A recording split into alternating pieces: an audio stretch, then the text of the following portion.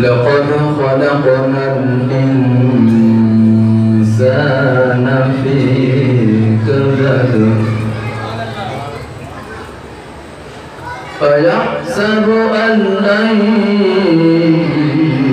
يقدر عليه أحد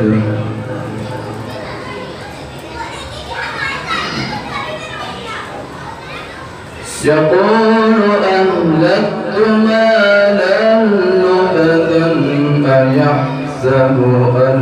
لم يره أحد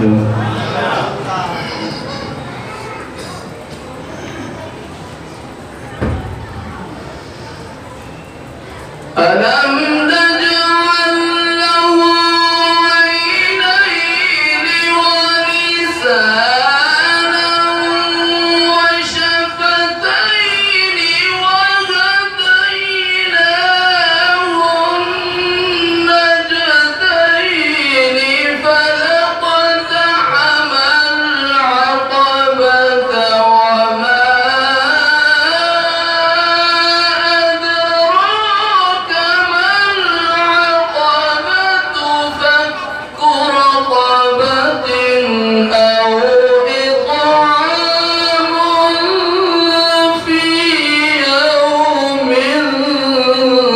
ذي مسغبة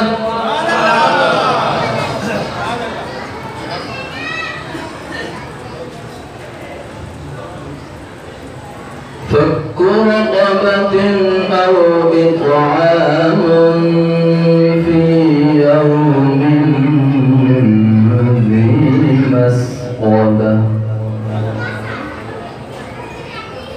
يتيما ذا مقربة أو مسكينا ذا متربة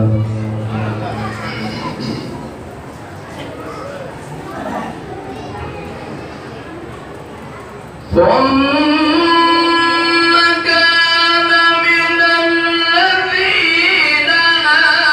آمنوا وتواصوا